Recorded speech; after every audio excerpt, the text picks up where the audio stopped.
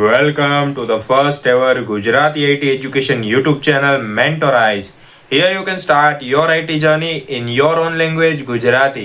So hello મિત્રો, આ છે એપિસોડ નંબર 4 જેમાં આપણે જોવાના છીએ 3 level ANSYS Spark database architecture અને આ બધું આપણે ડિટેલમાં જોવાના છીએ, તો વિડિયો સ્કીપ ના કરતા અને પ્રીવિયસ એપિસોડ્સ ના જોયા હોય તો પ્લેલિસ્ટની લિંક ડિસ્ક્રિપ્શનમાં આપી છે, તો એકવાર જરૂરથી ચેકઆઉટ કરી લેજો.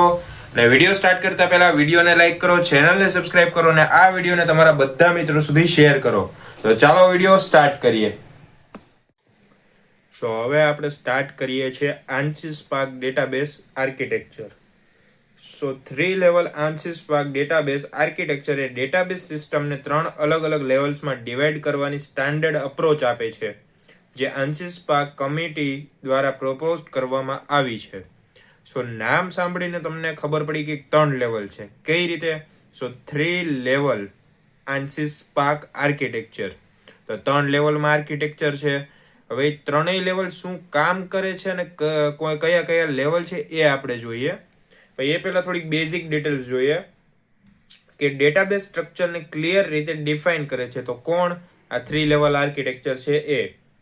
એટલે કે ડેટાબેઝ છે એને એક ફોર્મમાં ગોઠવી દે છે કે યુઝરને ડેટાબેઝ દેખાય તો આટલું દેખાવું જોઈએ, આમાં આવી રીતે ઇમ્પ્લિમેન્ટેશન થવું જોઈએ અને કઈ રીતે થાય છે તો એનું લોજિક નીચે આપેલું હોય.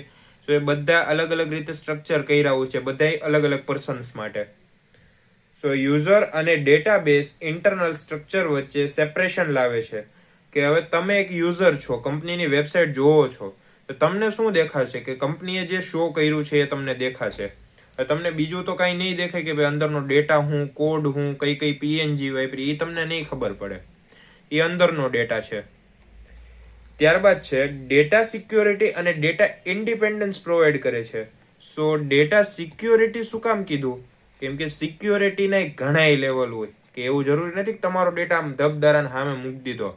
કંપનીનો એમ્પ્લોય હોય કે જે તમારો ડેટા સાચવતો હોય કંપનીમાં, તો એને એક આઈડી પાસવર્ડ મળ્યો હોય. હવે આઈડી પાસવર્ડ મળ્યો હોય તો અહીંયા જે ડેટા સાચવતો હોય ને, એમને તો કઈ સાચવવાનો હે નહીં મફતમાં, કે બાબાનો દીકરો થાય છે. સો એ સિક્યોરિટી માટે ડેટા સિક્યોરિટીમાં સારું પડે જો આવો આર્કિટેક્ચર હોય કે ભાઈ એક લેવલે ડેટાની ડિટેલ આપો પણ ઇન્ક્રિપ્ટેડ ડિટેલ આપો કે જે વાંચી જ ન શકાય. એને કોક પાર કરીને આવી ગયું તો વચ્ચે કંઈક બીજી સિક્યોરિટી લગાવી દો કે ભાઈ એમાંથી ડેટા ન મળવો જોઈએ. અને ડેટા ઇન્ડિપેન્ડન્સ પ્રોવાઈડ કરે છે કે ડેટા કોને મળવો જોઈએ, કોને ન મળવો જોઈએ, કે એવું સ્ટ્રક્ચર બનાવે કે ભાઈ આ લેવલના લોકોને ડેટા મળવો જોઈએ આટલો, આ લેવલના લોકોને આટલો જ ડેટા દેખાવો જોઈએ, એનાથી નીચેના લેવલને કાંઈ દેખાવું ન જોઈએ. તો સ્ટ્રક્ચર એક ડિફાઇન કરે છે. ત્યારબાદ છે કોમ્પ્લેક્સ ડેટા સિસ્ટમ મેનેજ કરવું સરળ બને છે.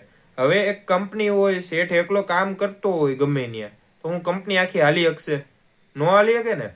તો એ જ વસ્તુ છે આ 3 લેવલ આર્કિટેક્ચર. એટલે કે એક કંપની છે એ સ્ટ્રક્ચર વાઇઝ ચાલે છે કે સૌથી ઉપરના સ્ટ્રક્ચરે તો CEO, એના પછી તો એનો મેનેજમેન્ટ કરવા વાળો હોય આખો એની નીચે મેનેજર્સ આવે, એની નીચે સુપરવાઇઝર, એની નીચે એમ્પ્લોયની નીચે બીજા ઇન્ટર્ન્સ આવે અમુક. તો એવા લેવલ બનેલા હોય કંપનીમાં. જરૂરી નથી કે આખા કંપનીમાં બધું CEO જ હોય, બધું એ જ કરવાનું હોય. આખા સ્ટ્રક્ચર પાડે કે આ ડિપાર્ટમેન્ટ અલગ, બીજું ડિપાર્ટમેન્ટ અલગ, ત્રીજું ડિપાર્ટમેન્ટ અલગ. એ સ્ટ્રક્ચર પાડીને કામ કરે એટલે બહુ કામ અઘરું ન બને. હવે એના 3 લેવલ છે જે તમને અહીંયા ઇમેજમાં દેખાય જ છે. આ 4 નથી, આ ડેટાબેઝ પોતે છે. લેવલ આ 3 છે, આ 1, આ બીજું અને આ ત્રીજું. સો 3 લેવલ થઈ ગયા. એનું નામ જુઓ પેલા, એક્સટર્નલ લેવલ એટલે બહારનું લેવલ, કંપનીનું નહીં બહારનું લેવલ જે આપણે જોઈ છીએ અત્યારે વેબસાઇટમાં. હવે આ જુઓ, આ ઇમેજ છે આવડું, આ વ્યૂ 1, ત્યારબાદ ઇમેજ 2 છે એટલે વ્યૂ 2, અને ઇમેજ 3 એટલે વ્યૂ 3 અથવા વ્યૂ N. તો કેટલી ઇમેજો છે નક્કી નથી, પણ એ શું દર્શાવે ને એ તમને કહું કે મોબાઈલ ઉપર તમે અત્યારે ફેસબુક જોતા હોય, સ્ક્રોલ કરતા હોય બધું, તો એ છે યુઝર વ્યૂ એટલે કે એક્સટર્નલ વ્યૂ. ત્યારબાદ છે કન્સેપ્ચ્યુઅલ વ્યૂ કે તમે એ વસ્તુને અપલોડ કરો છો તો એ કોઈને નથી ખબર તમે હું અંદર રાખ્યું, કઈ રીતનું રાખ્યું, કેવા સેટિંગ કર્યા, કેવી ફ્રેમ ગોઠવી, કોઈને કાંઈ ખબર નથી. એને તમે જે દેખાડો ફોટો એ જ એને દેખાય, તમારા ફોનની અંદર કેટલા ફોટો એને નથી ખબર. અને ત્યારબાદ છે ઇન્ટરનલ વ્યૂ કે તમારી ફોનની અંદરનો તમારો ફોટા સિવાયનો ઘણો ડેટા છે, ચેટ છે, કોલ લોગ છે કે પછી સેટિંગો છે, એ કોઈને નથી ખબર કે ભાઈ તમે કઈ રીતે યુઝ કરો છો. એ બધું ઇન્ટરનલ ડેટા છે, ઇન્ટરનલ સ્કીમા છે. સો દરેક લેવલ ડેટાબેઝને અલગ પોઈન્ટ ઓફ વ્યૂથી રિપ્રેઝન્ટ કરે છે. હવે હું નોર્મલી કહું તમને તો હું કોલેજે જાઉં તો એના માટે હું સ્ટુડન્ટ છું, એટલે મારી એટલી બધી કાંઈ વેલ્યુ નથી, ખાલી ફી ઉઘરાવ્યા કરો. પછી એની જ જગ્યાએ હું અત્યારે ઘરે છું તો ઘરે હું વિચારશે કે હાવ નવરો બેઠો હે, બટન ભણવું કંઈ હે નહીં, આખો દી રીલું સ્ક્રોલ કર્યા કરે છે અને અંદર કંઈક બેઠો બેઠો લેપટોપમાં મથે, એ કોઈને નથી ખબર હું કરતો હોઉં. મતલબમાં એ એનો પોઈન્ટ ઓફ વ્યૂ હોય મારા ઘરનાનો. અને ત્રીજી બાજુ આવો તો મારા દોસ્તાર લોકો હોય. હવે હું દોસ્તાર પાસે જાઉં તો ઓલાને એકને એમ થાય કે આ હાવ નવરીનો જ છે, આને કંઈ કામ નથી તો આની હારે આપણે બગડશું. બીજો એવો છે એને એટલી ખબર છે કે ભાઈ આને હવે ફોનમાં થોડીક ખબર પડે કે આપણે પ્રોબ્લેમ આવી, ભલે ને હારે રાખો, કામ પ્રાણે યાદ આવશે. અત્યારે બધા કામ ટાણે યાદ કરે. મતલબમાં એવું કે બધાનો પોતાનો પોઈન્ટ ઓફ વ્યૂ હોય કે ભાઈ તમે લોકો મને યુઝલેસ ગણતા હોય, બીજા દોસ્તાર હોય એને કામ પડતું હોય ત્યારે યુઝફુલ ગણે. અને ઘરની તો આપણે ખબર જ છે, તમને ખબર હોય, મારે કહેવાની જરૂર નથી કેવી વેલ્યુ આપે. સો યુઝર ડાયરેક્ટ ઇન્ટરનલ ડેટા સાથે ઇન્ટરેક્ટ કરતો નથી. બહારનો વ્યક્તિ હોય, ગમે તમને ઓળખતો હોય ન હોય, રોડ ઉપર હાયલો જતો હોય, હવે કોક તમારો દોસ્તાર એને ઓળખતો હોય તો એને એમ કે ભાઈ આ આવો છે ને તેવો છે, તો એને નથી ખબર ઓલા વ્યક્તિને હું હાચન કેવો છું, મારી પરિસ્થિતિ શું છે, હું શું કરું છું. ખાલી જોવે છે, બીજું કાંઈ કરી નથી શકતો. ડેટા એક્સેસ જ નથી કરી શકતો એ મારો ડેટા, કે હું શું કરીશ, ક્યાં જઈશ, શું ખાઉં છું, કોની સાથે વાત કરું છું, એને નથી ખબર. એ મને ખાલી જોઈ શકે, યુઝર વ્યૂ. ત્યારબાદ છે ડેટાબેઝ ચેન્જીસ યુઝર પર ઇફેક્ટ નથી કરતી.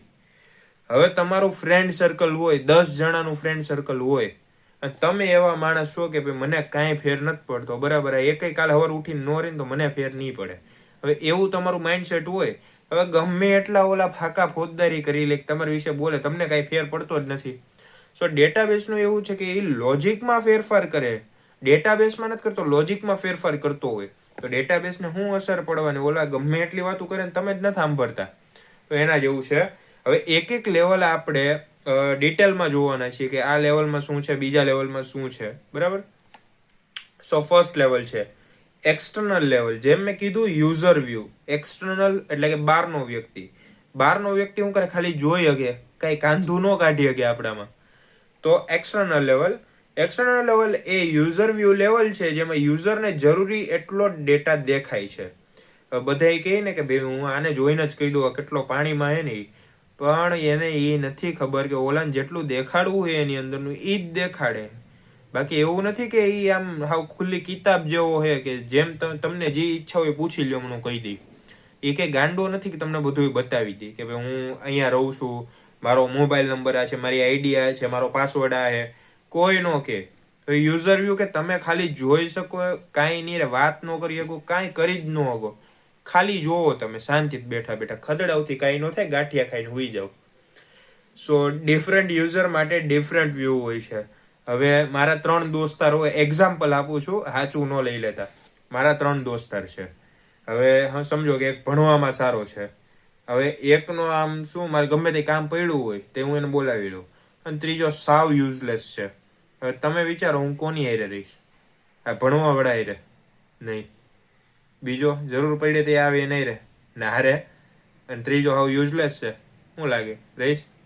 ના રે. એકઈ હારે નથી રહેવું મારે. તો એનો યુઝર વ્યૂ મારો શું હોય એ તમે જુઓ કે ભાઈ આ 3 ભણવાવાળામાં હું બધું ભણી લઉં મારી રીતે, નથી જરૂર. આ મારો પોઈન્ટ ઓફ વ્યૂ છે. બીજો હોય તો ફોનમાં આ કામ છે મારે, કદાચ મારે જરૂર પડી તો મારો પોઈન્ટ ઓફ વ્યૂ એવો કે એ મારા કામનો છે. અત્યારે મારા કામનો નથી એ વસ્તુ, કેમ કે મને અત્યારે બધું આવડે. આગળ કંઈક એવી વસ્તુ આવી કે મને નથી આવડતી, એ મારા હાટું બહુ ઇમ્પોર્ટન્ટ ભગવાન જેવો થઈ જાય, તો પોઈન્ટ ઓફ વ્યૂ અલગ હતો એનો. તો આ મારા હાટું કામનો હતો. અને અત્યારે સમજો કે મારું આનું કામ પતી ગયું, આને મેં ટાળી દીધું, મેં કીધું તું ભાઈ કઈ કામનો નથી, વૈધો આ એક. તો હું હાવ નવરો હોઈશ ને કે ભાઈ મારી પાસે હાવ આમ ટાઈમ પડ્યો છે, કાંઈ કરવા નહીં હોય. ભગવાન આ ભગવાન હશે તઈ, કેમ યુઝલેસ છે, નવરો બેઠો એ વાતું કરશે થોડીક વાર, બે છે એ.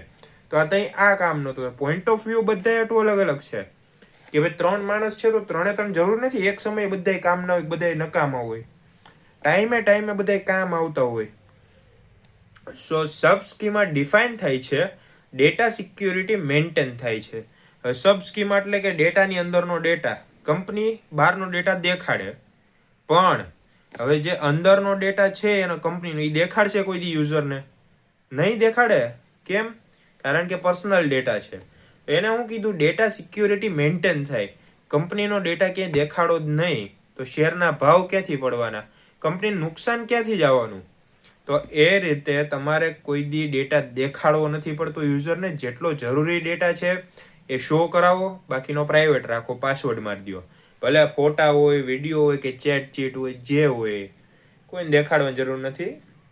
યુઝરને ડેટાબેઝ કોમ્પ્લેક્સિટી દેખાતી નથી. હવે મારા જેવો હોય કે ભાઈ ડેટા એન્ટ્રી નામે કાંઈ આવડતું નથી, કંપનીમાં ગયા હોય, કંપનીવાળા શું કે ભાઈ અમે તમને 2 દીમાં શીખવાડી દેવું. કંપનીવાળા એમ તમને નહીં કે બહુ એડવાન્સ શીખી જાઓ. બેઝિક એક્સેલ કે ભાઈ તમે અહીંયા નામ નાખો, અહીંયા નંબર નાખો, પછી અહીંયા પ્રોડક્ટની ક્વોન્ટિટી નાખો ને અહીંયા પ્રાઇસ નાખો. તો એટલું તમને ઉપરથી સમજાવી દીધું. એ કંઈ અઘરું તો નહીં લાગે તમને? ઓલું બહુ રોકેટ સાયન્સ હોય કે ભાઈ ડેટાબેઝમાં આમ ડેટા વેલિડેશન નાખવાનું છે, અહીંયા ટિક કરવું એટલે ખરું આવી જવું જોઈએ, અથવા તો હું અહીંયા એરો ઉપર ક્લિક કરું એટલે આખી લિસ્ટ ખુલી જતી હોય જેમાં બધું લખ્યું હોય. એ મને કરવાનું નથી કહેતા, સાવ ઇઝી વેમાં મને ખાલી નામ લખવાનું ને બધું કહે તો ઇઝી થઈ ગયું મારા હાટું. ડેટાબેઝ કાંઈ અઘરું નથી મારા હાટું, ઇઝી કહેવાય. સો એને કહેવાય યુઝર વ્યૂ, કે ઉપરથી ખાલી જોઈ શકાય, દૂરથી ડુંગર રળિયામણા, બાકી નજીકથી કાંઈ ઉખડે નહીં એવું. હવે એનો એક્ઝામ્પલ જોઈએ તો સ્ટુડન્ટ છે તો એનું નાક નામ, નાક ઉપર ક્યાં આવી ગયો, સો એનું નામ અને માર્ક્સ જ જોઈ શકાય. તો સ્ટુડન્ટ હોય એને તમે અંદરથી ન ઓળખતા હોય કે ભાઈ કેટલો હોશિયાર છે. ખાલી તમે નામ પૂછી શકો કે ભાઈ તારું નામ શું છે, તારા કેટલા માર્ક્સ આવ્યા છે, એમનો તમે પૂછવા જાઓ એને કે તું ભાઈ કેટલો હોશિયાર છો, તારા હાથ પેઢીઓમાં કોઈને આટલા માર્ક્સ આવ્યા છે કે નથી આવ્યા. તો એ રીતનું તમે ન પૂછવા જાઓ, તમે એને ખાલી જોઈ શકો ને થોડાક એમ માર્ક્સ પૂછી શકો, આખો એનો એક્સેસ ન કરી શકો કે ભાઈ તું હું છો ને કઈ રીતનો છો ને ઈતમન કે ઈનો કે કોઈ. ત્યારબાદ જોઈએ, સો ત્યારબાદ છે એડમિન. આ કંપનીમાં હોય, તમને કદાચ ખ્યાલ ન આવે, એડમિન કમ્પ્લીટ સ્ટુડન્ટ રેકોર્ડ. હવે એડમિન સ્કૂલમાં હોય, તમારે કદાચ તમારું હોય કે ન હોય ખબર નહીં, ભાઈ એડમિન હોય એ શું કરે કે તમારે ભાઈ અલગ અલગ ડિપાર્ટમેન્ટ છે તો એના ડેટા એ જમા કરશે, પછી એના ઉપરથી એક અલગ ડેટા બનાવે ને રિપોર્ટ બનાવે એ બનાવે. સો આખો કમ્પ્લીટ બનાવે ડેટા હોય ને એને કે ભાઈ આટલો ડેટા આવી ગયો સ્કૂલનો, એક ફીઝનો ડેટા આવી ગયો, એક પેન્ડિંગ ફીઝનો ડેટા આવી ગયો, પછી જેટલાની પેન્ડિંગ ફીઝ છે સ્ટુડન્ટનો ડેટા આવી ગયો. હવે એ શું લિસ્ટ બનાવશે કે ભાઈ ફી ભરાઈ ગઈ તો એટલા ઉપર રાખો, પેન્ડિંગ કોની છે તો અહીંયા નીચે પેન્ડિંગનું અમાઉન્ટ અને બાજુ સ્ટુડન્ટનું નામ લિસ્ટનું, એ બે ભેગું કરીને એક ડેટા બનાવ્યો અને એ લિસ્ટ પ્રિન્સિપલને મોકલશે કે ભાઈ આટલા જણાના ડેટા એટલે મતલબમાં ફી બાકી છે હજી, કે ભાઈ ફી ભરવાનું કયો આ લોકોને. તો એ રીતે એડમિન કામ કરે, ડેટા અલગ અલગ મગાવડાવે. હવે વધીએ નેક્સ્ટ સ્ટેપ તરફ, પણ તો એકવાર તમે જોઈ લ્યો. આ વસ્તુ હું તમને થોડુંક ઇઝી વેમાં સમજાવી દઉં. હવે સમજો કે ભાઈ અહીંયા મોબાઈલ છે તમને આપેલો, તો અહીંયા કે હાઈ પ્રોફાઇલ આઈફોન તો ન બનાવે. હવે આ તમને મોબાઈલ આપ્યો છે, તો હવે તમે શું કરશો, એક ફેસબુક ખોલ્યું અને એના ઉપર કોઈકનો ફોટો આવ્યો કે ભાઈ આ ફોટો છે અત્યારે, તો ફોટો તમે શું કરશો, જોવાના જ છો કે એડિટ કરી શકશો? એમે નહીં કરી શકો ને, તો ફોટો એડિટ ન થાય, પણ તમે એને ખાલી જોવો છો. તો એને કહેવાય યુઝર વ્યૂ. જેમ કે આ ત્રણેય વસ્તુ તમે જુઓ કે એ વસ્તુ તમને આમ દેખાય છે કોન્સેપ્ચ્યુઅલ લેવલ ઉપર, પણ તમે આ એની અંદરનો ડેટા છે આખો આટલો એ ન જોઈ શકો તમે. કેમ? કેમ કે પરમિશન તમને ઉપરના ડેટાની જ છે, વધારે ડેટા તમે એક્સેસ ન કરી શકો. આ ઉપરનો ડેટા દેખાય છે તમને, એની તમને પરમિશન છે, તો આટલો ડેટા તમે જોઈ શકો, નીચેનો ડેટા તમે ન જોઈ શકો કેમ કે એની તમને પરમિશન જ નથી આપી. તો ત્યારબાદ જોઈએ, સો હવે છે કન્સેપ્ચ્યુઅલ લેવલ. કન્સેપ્ચ્યુઅલ લેવલ શું છે હમણાં કીધું મેં તમને. ફોટો તમે પોસ્ટ કરી દીધો, તો પોસ્ટ કર્યો તો બીજા યુઝર શું કરશે, ખાલી પોસ્ટ જોઈ શકે, એડિટ નહીં કરી શકે. પણ તમે જ્યારે ફોટો મૂક્યો ત્યારે એડિટ તમે કરી શકતા હતા, કે અમુક એવા હોય કે આમ કાળિયા ભમ્મર હોય અને ફિલ્ટર લગાવીને એવા ધોળા થાય ને થોડીક વાર તો રૂપ સુંદરીની શરમ આવી જાય કે આ બંકો ક્યાંથી આવી ગયો. તો એની જેવું છે. કોન્સેપ્ચ્યુઅલ લેવલ હોય તો એમાં કેવું હોય કે ભાઈ તમે એડિટ કરી શકો બધું, કે અંદરની પ્રોસેસ તમે કરી શકો જે યુઝરને નથી બતાવવાની પણ તમે કરો છો. બેઝિકમાં બેઝિક એક્ઝામ્પલ આપું, વેબસાઇટ તમે બનાવો છો, ડિઝાઇન તમે જ બનાવવાના છો વેબસાઇટની અંદર. તો ડિઝાઇન તમે બનાવી, કઈ રીતે બનાવી તમને ખબર છે કે ભાઈ મેં અહીંથી લઈને સ્ક્વેર મૂક્યું, અહીંયા મેં ભાવ મૂક્યો, અહીંયા એક ટાઇટલ કાર્ડ બનાવ્યું. તો ડિઝાઇન તમે કરી, તમને ખબર છે શું કોન્સેપ્ટ છે અંદરનો, કે કઈ કઈ લેંગ્વેજો યુઝ થઈ છે એ તમને ખબર છે, HTML, CSS, જાવાસ્ક્રિપ્ટ. સો એ વસ્તુ તમને ખબર છે, પણ યુઝરને ખબર હશે એ વસ્તુ? નો ખબર હોય. કેમ? કારણ કે એ વસ્તુ આપણે બતાવી જ નથી એને. બતાવી હોય તો એને ખબર હોય ને. સો આ વસ્તુ એ કોઈને બતાવવાની ન હોય, અંદરથી ઇમ્પ્લિમેન્ટ કરવાનું હોય આને. હવે conceptual level A complete logical structure of data represent કરે છે. એટલે કે કહેવા એમ માગે છે કે અંદર જે લોજિક છે આ વસ્તુનું, તો એને રિપ્રેઝેન્ટ કરે છે કે ભાઈ તમે ફોટો મૂક્યો, ફિલ્ટર લગાવ્યું, બ્રાઇટનેસ વધારી, તો એ એક વસ્તુનું તમે એડિટ કર્યું તો એ રિપ્રેઝેન્ટ થઈ જાય કે ભાઈ આને એડિટ કરેલો છે ફોટો. હવે તમારો દોસ્તાર હોય, હવે એમ તો કાળો તમે ન કહો, ઘણાને ઓલું લાગી જાય, ટૂંકો છે હાઇટમાં નાનો છે, હાવ બટકો, હાવ છોકરા જેવો લાગે, એને તમે એડિટ કરીને થોડોક લાંબો કરી દો ફોટો એનો. તો તમે રોજ જોતા હોય એને કે ભાઈ આ આવડું ટેણી હતું, બટકું હતું, એમાંથી આ આવડો ખલી બની ગયો, એ કઈ રીતે બન્યો? ખબર તો પડી જાય ને એડિટ કરેલું છે. યુઝરને એ નો ખબર પડે કઈ રીતે એડિટ કર્યું, એ ખાલી એટલું જોઈ શકે ટેણીઓ હતો, મોટો થઈ ગયો, ખાલી તમે એને બતાવ્યું કે મોટો ફોટો હતો એ તમે બતાવ્યો, જોઈ ગયા, પણ એડિટ કઈ રીતે કર્યું, લોજિક હું લગાડ્યું એને નથી ખબર. તો એમ વર્ક કરે conceptual level. Whole database structure define કરે છે કે ભાઈ ડેટાબેઝનું આખું સ્ટ્રક્ચર છે, યુઝર જે જોવે છે અને જેટલું અંદરનું આપણું લોજિક હોય એ બેમાં ડિફરન્સ છે. નોર્મલી કહું તો તમે ઇન્સ્ટાગ્રામ હોય તમારું, તો એમાં તમે શું કરો, એક પોસ્ટ અપલોડ કરો છો. તો પોસ્ટ છે તમે અપલોડ કરી, તમારા દોસ્તારે જોઈ, લાઈક કરી અને એક કમેન્ટ કરી, એ ખહુરિયા. તો હવે એ પોસ્ટ કરી તમે, તમારા હાટું શું થયું? તમારા માટે ડેટાબેઝ કહેવાય. કેમ કે તમે ઇન્સ્ટાગ્રામની ફીડમાં જાઓ તો તમારી ફીડમાં તમારા જૂના ફોટા પડ્યા હોય આખા, તો તમારા માટે એ ડેટાબેઝ થઈ ગયો. ને યુઝરને શું હોય કે એ ભાઈ તમે જે ફોટો મૂક્યો હોય એ ફોટો જ જોહે, અત્યારે મૂક્યો એ જ જોવે, કે કોઈ ઓલો નવરીનો નથી તમારા પ્રોફાઇલ ઉપર જાય અને ક્લિક કરીને બધા ફોટા જોવે. તો તમારા માટે એ ડેટાબેઝ થઈ ગયો, તમારા ફોટા બધા એમાં હચવાઈ ગયા પોસ્ટ રૂપે. અને ઓલા માટે પોસ્ટ છે તો યુઝર વ્યૂ એના વ્યૂએ આવ્યું, અને આપણા માટે કોન્સેપ્ચ્યુઅલ લેવલ થઈ ગયું આ વસ્તુ. સો ટેબલ રિલેશનશિપ અને કોન્સ્ટન્ટ શો કરે છે કે ભાઈ કેવું ટેબલ છે, કે ભાઈ આખું ફીડ આવે તો એ ટેબલ છે, એની અંદર તમારું રિલેશનશિપ્સ છે કે ભાઈ જૂના ફોટા હોય તમારા એ એડ કરેલા હોય. અને કન્સ્ટ્રેન્ટ શો કરે છે. કન્સ્ટ્રેન્ટ તો આગળ આવશે આપણા ટોપિકમાં, ત્યારે હું સમજાવીશ. અત્યારે હું ગમે એટલું બોલ બચ્ચન આપીને તમને નહીં સમજાય એ વસ્તુ. ફિઝિકલ સ્ટોરેજ ડિટેલ્સ હાઇડ કરે છે કે તમારી પાસે એ ફોટો છે જે તમે ઇન્સ્ટાગ્રામમાં પોસ્ટ કર્યો છે, તો જરૂરી નથી કે બધા અત્યારે સેવ જ રાખે એ ફોટાને, ઘણા ડિલીટ મારી દે છે. તો એ ડેટા તમારી પાસે છે કે નહીં એ કોઈ જાણી નથી શકતું. અથવા તો તમે એ જ ફોટો ફ્રેમ કોપી કાઢી હોય, હાર્ડ કોપી, કે ભાઈ તમે આમ કેમ પાસપોર્ટ સાઇઝના ફોટા કાઢવો, તો એ લોકોને એ નથી ખબર કે તમે ઇન્સ્ટાગ્રામમાં ફોટો મૂક્યો તમારી પાસે ઓરિજિનલમાં ડેટા છે કે નહીં, કોપી કાઢેલી છે કે નહીં. તો એ કહેવાય કોન્સેપ્ચ્યુઅલ લેવલ. ત્યારબાદ છે ડેટાબેઝ ડિઝાઇનર દ્વારા ડિઝાઇન કરવામાં આવે છે. હવે બેઝિક વસ્તુ છે કે કોઈ પણ વસ્તુ ડિઝાઇનર જ ડિઝાઇન કરવાનો છે, કે ઓલો સુપરવાઇઝર આવીને તો ડિઝાઇન નહીં કરે, કે ભાઈ ડેટા એન્ટ્રી વાળો આવીને તો ડિઝાઇન નહીં કરી દે કે ભાઈ લાઈવ હું ડિઝાઇન કરી દઉં, તું મારે ડેટા એન્ટ્રીનું કામ કર. એમ ન કરે. ડિઝાઇનરનું કામ કરે. ડિઝાઇન કોણ કરીએ કે ડેટાબેઝ. તો ડેટાબેઝ નો ડિઝાઇનર, જેને એની નોલેજ છે એ કરશે. ઓલો કઈ ગંગુ તેલી રાજા ભોજ ન બની જાય તરત જઈને, તો પોતાનું કામ પોતે જ કરો. અને કોન્સેપ્ચ્યુઅલ લેવલ એટલે ઇન શોર્ટ જે વસ્તુ તમે કરો છો અને જે વસ્તુ યુઝરને બતાવો છો બેમાં ફેર છે. ત્યારબાદ લાસ્ટ છે ઇન્ટરનલ લેવલ. સો ઇન્ટરનલ લેવલ એ ડેટાબેઝની ફિઝિકલ સ્ટોરેજ ડિટેલ રિપ્રેઝન્ટ કરે છે.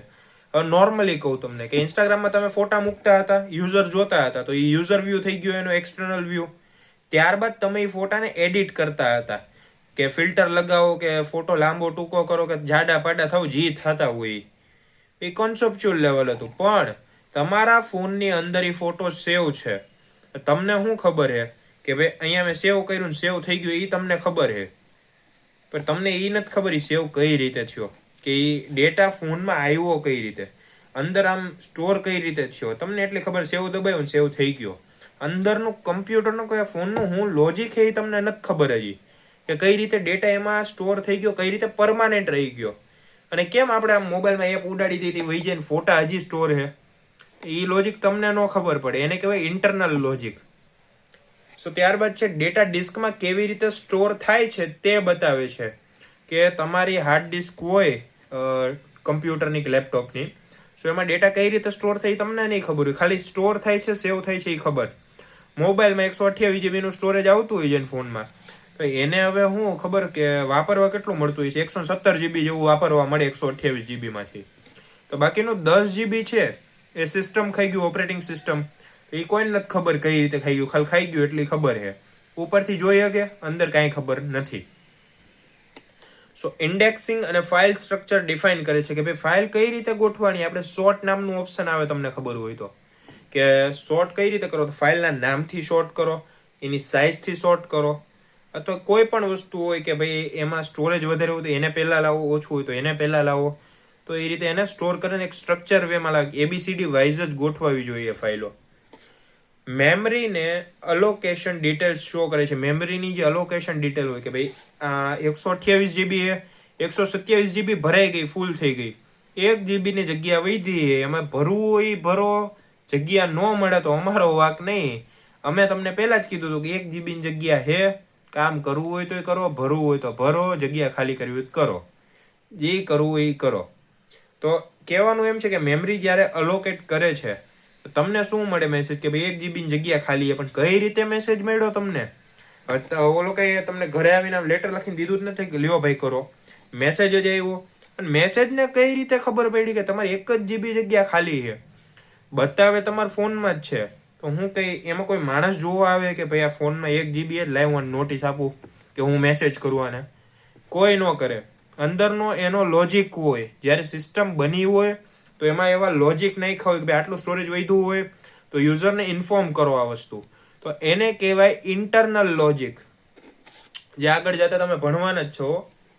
પણ આ ઇન શોર્ટમાં હું તમને કહી દઉં કે ભાઈ અંદરનું કામ કોઈને નથી ખબર. જેમ કે હું માણસ છું, મારી અંદરનું હૃદય છે, હૃદય તમે ન જોઈ શકો, ખાલી એટલી ખબર ધડકે છે.